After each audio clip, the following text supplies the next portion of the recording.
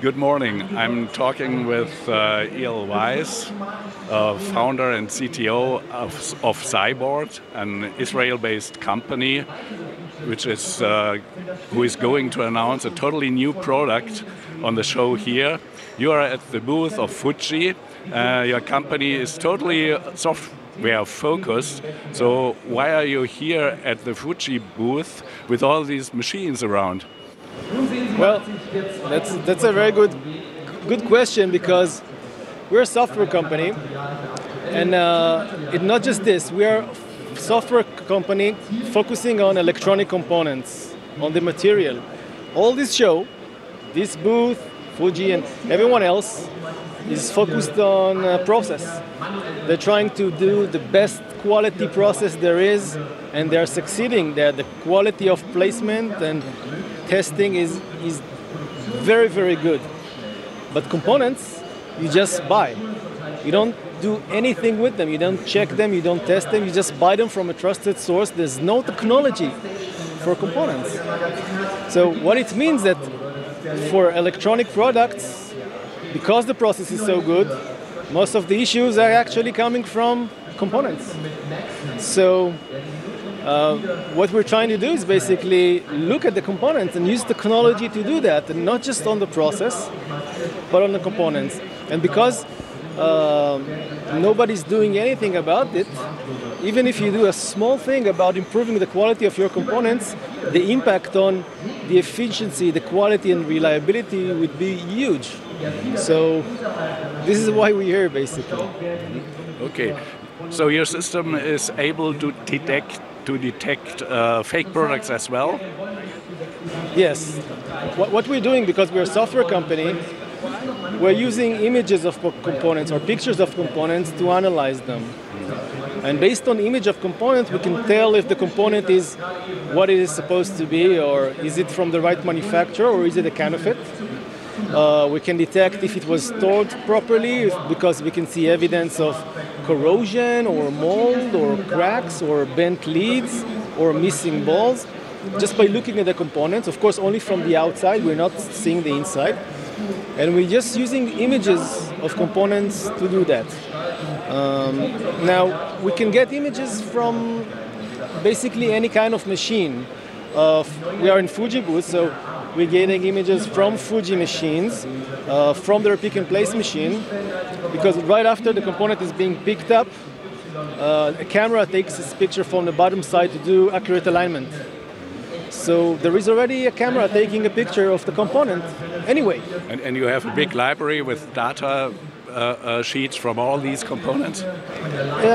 Yes, but not data sheets. We have a very, very big database of 4 billion components that we have seen from many, many machines and many customers. And we're not using a database data to compare it with. We're using AI and big data tools for that.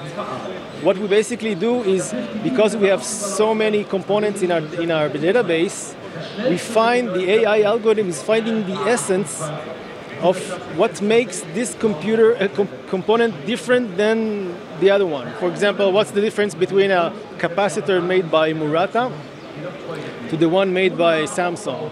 Although they are both almost exactly the same, after you've seen 100 million components from Murata and from Samsung, you can tell the very, very small difference between them. And seeing this small difference allows them to detect that this is a Murata and this is a Samsung, so we can detect if it's a counterfeit or not. But we can also say how different it is from a normal capacitor made by Murata, so we can find defects. Because if it deviates from how a Murata capacitor should look like, then there's an issue there. And we can also classify what kind of issues and so on. Okay, so it's like a bullet which was shot from a gun, and you can identify the gun where the bullet was shot. Exactly. This is a very good example. It's like forensics. All the bullets are the same and all the barrels are the same, but still every barrel leaves a special fingerprint on every bullet, so you can identify where it came from. So this is actually one of the tricks of how to make it happen. We're basically not really identifying the component per se. We're actually identifying the machine that packaged it, that imprinted that specific fingerprint on it. During which process steps the measurement takes place? Well, it depends where we get the images from. Basically, we're a software company, so we have an API that can work either in the cloud or on the edge. And we need to get the images from machine. So the machine could be a pick-and-place machine like we have here in Fuji, or it could be AOI machine. Any kind of machine that can give us pictures we can process. And everything has to be completely automated because this is a production line. And you can't just let people see pictures of component and make decision, this is good or this is bad, I need to reject or not. It has to be completely integrated. So the stream of images goes to the system, and then the system tells through an API automatically to the MES system or the production machine, there's a bad component here that needs to be replaced. So automatically the board with the bad component is moving to the NG tray so it can be replaced with the good components. So it's completely in line with the process.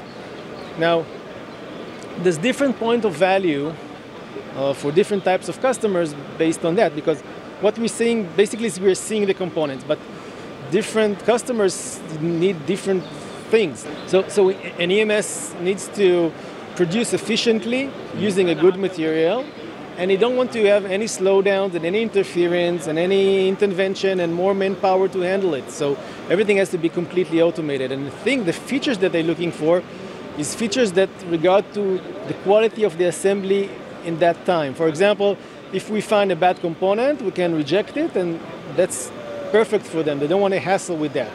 And another thing is that if you find that the wrong component is being placed, so it was supposed to be this part number, but they actually accidentally placed another one, then we can block this immediately so to prevent more bad boards to being produced. And if there's a reel that is completely contaminated with corrosion or mold, then we want to block it immediately so the damage will not happen in the future. So all the things that are important for the EMS is the now. Fix it now, prevent it now. And this we can deliver. This is the tools that we are supplying to the EMS. To the OEM, on the other hand, all this capability of seeing the information is important to the life cycle of the product, because they want to have the life cycle quality.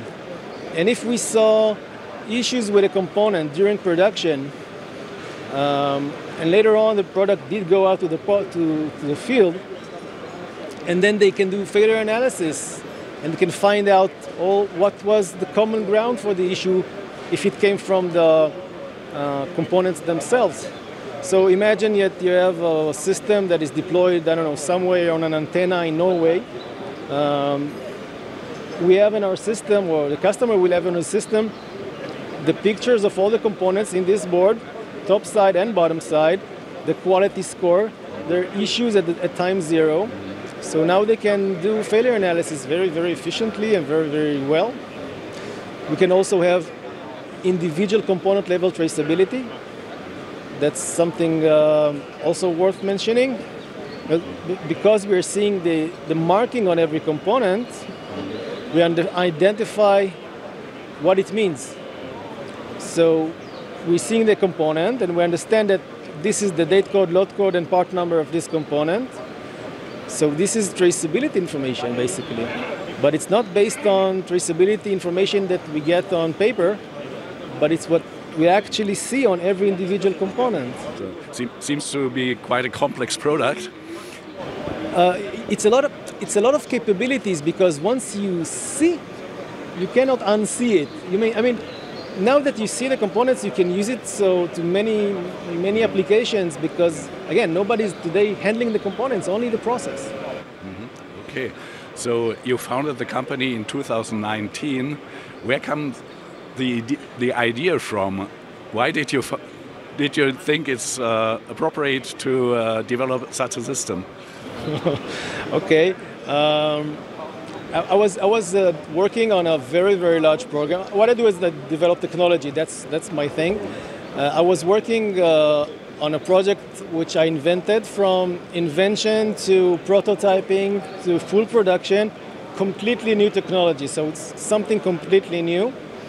15 years with a team of 25 engineers and scientists. And after we started deploying the system in the field, after a few months, we started having failures. And they all went through very rigorous qualification and testing. And after a few months, we started having failures. It took us 4 months to find out that the failures actually came from production, not from the new technology, but from a capacitor. One of the reels of capacitors was, let's say, not in good condition. And it was like almost destroying the project was almost canceled. It was a €1 billion project. It was almost canceled because of a 1 cent capacitor. And when we went to manufacturers and asked them, how come you don't check the components? They told us there's no such thing as testing the components. You just buy them from a trusted source and that's it. So after eventually the project was successful with a delay of about a year, I knew what my next project is going to be. and you succeeded in convincing the investors to give money for the startup company. Yeah, it's hard work. It's hard work, yeah. Hard work because it's completely new. I mean, nobody's doing what we're doing. Yes. So we have to convince people that it can build the value. I can imagine it's very hard to explain to investors. Huh? It's very intuitive to understand why it's important. Because it's obvious that all the issues are actually coming from the components, and you see it, and every engineer you talk to them will say, yes, I had this before. So it's very understandable. But what's difficult to convince sometimes is because everybody are doing things in a certain way, and they're used to it. And now you're coming to disrupt the way they're working, and this is a very conservative industry. So it's really, really hard. But everybody we talk to, especially partners we have here, see the value, and we believe that together we can really make a huge difference. Think about it. Most of the issues you have, why is your laptop surviving only 2 or 3 years? It's components. It's the quality of the components. And maybe the manufacturers are happy with that. I think that everybody will be happy to get a very good quality, because very good quality material means that you don't scrap this laptop after 2 years, so there's no waste and no emission and no damage to the environment. You feel big interest from prospective customers here on the fair? Yeah, we had a great show. We really, with the help of our partners, we really got a lot of very, very good responses here, and we hope this continues today also. Okay, thank you very much. Thank you so much.